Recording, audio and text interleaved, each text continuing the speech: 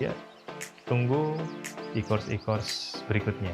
Dan jangan sampai Anda, teman-teman semuanya, berhenti di sini saja, sayang banget.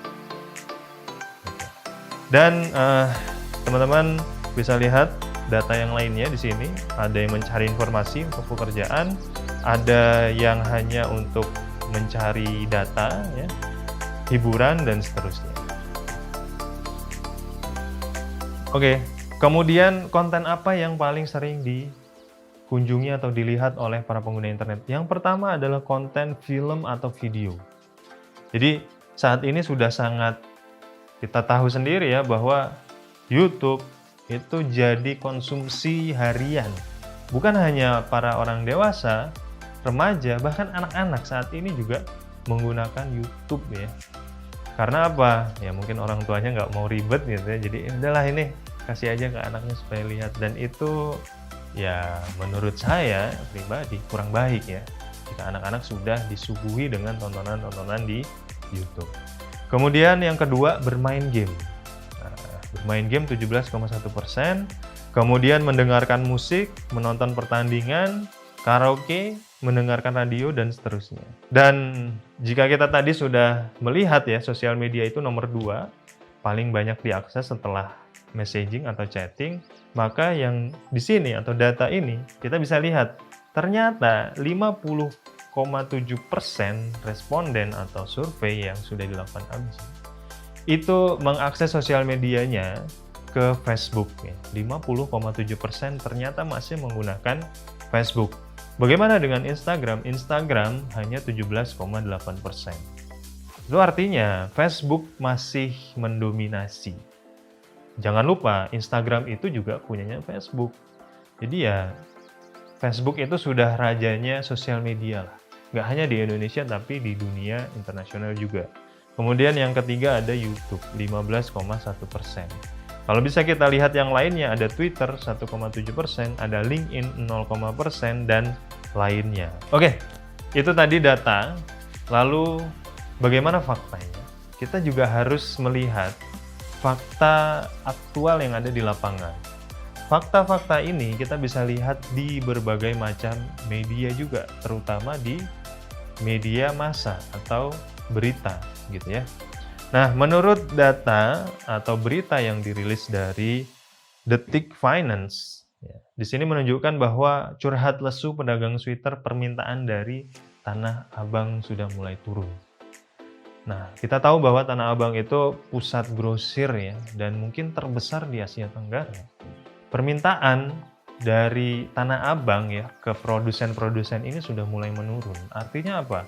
Ya, kita bisa tahu bahwa mulai menurun tuh permintaan-permintaan atau demand atau pembelian yang langsung ke Tanah Abang. Selain itu, kita juga bisa lihat ya, ternyata era digital ini juga mempengaruhi penutupan toko-toko konvensional di ibu kota.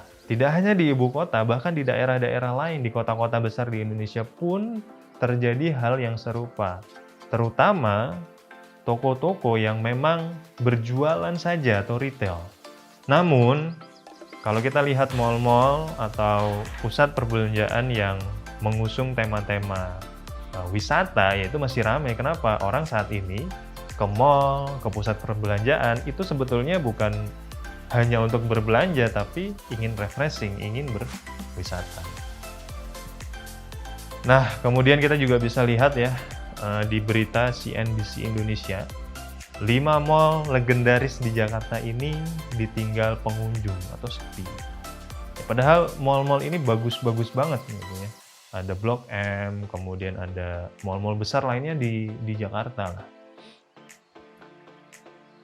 Nah, apa yang sebetulnya mempengaruhi yaitu transaksi e-commerce. Ternyata menurut data yang dilansir oleh CNBC Indonesia ini juga, transaksi e-commerce di Indonesia tahun 2018 mencapai 77 triliun rupiah. Lompat ya, 151%. Bayangkan, jadi kita bisa tarik kesimpulan bahwa oh ternyata memang ada pergeseran. Dari yang tadinya konvensional, orang berbelanja langsung, sekarang sudah mulai bertransaksi lewat e-commerce. Ya.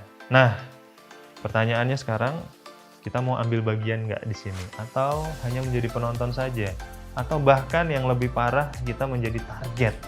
Target dari siapa? Ya tentunya dari pengusaha-pengusaha yang lain. Celakanya, pengusaha-pengusaha dari luar Indonesia. Dan itu bahaya sekali. Oke, nah di sini juga kita bisa lihat ya, persaingan toko online di Indonesia. Ini data di tahun 2018, nomor 1 marketplace terbesar itu ada Tokopedia, kemudian ada Bukalapak, ada Shopee, ada Lazada, dan seterusnya. Nah ini perkembangan-perkembangan yang perlu kita ketahui bersama bahwa ternyata ya Indonesia saat ini sudah mulai berubah, masyarakatnya juga sudah mulai paham bagaimana bertransaksi secara online. Namun celakanya ya di marketplace tadi ternyata produk-produk dominasi asing atau produk-produk impor ini mendominasi. Celaka sekali buat Indonesia ya yang mengandalkan harusnya perekonomian dengan ekspor ini malah menjadi tujuan impor, dan ini sangat buruk sekali buat kita. Nah, bagaimana kalau kita ingin masuk ke marketplace tersebut? Ternyata persaingan harga tidak sehat di sana. Bayangkan, ya, saya ingin menjual sepatu produk lokal. Kalau di Bandung ada Cibaduyut, kulitnya asli, harganya berapa? Harganya 800, 900, 1 juta. Gitu ya. Dan ketika saya coba mencari di marketplace tersebut, ya, apa yang saya dapatkan ternyata didominasi oleh produk-produk impor. Kalau bisa lihat teman-teman di dalam screen ya, nomor 1, 2, 3, dan seterusnya produknya impor. Harganya juga wow, luar biasa, murah gitu ya. Dan kecenderungan orang, ya mereka ingin barang yang paling murah. Bagaimana cara kita keluar dari hal-hal seperti ini? Ya, tentunya dengan digital marketing, tentunya dengan membuat toko kita sendiri, tentunya dengan online. Dan ini salah satu contoh toko online yang teman-teman bisa melihat omsetnya. Ya, di sini saya sudah tampilkan juga omsetnya, bisa mencapai omset segitu. Gitu. Dan ini luar biasa. Kita juga bisa menjadi seperti ini.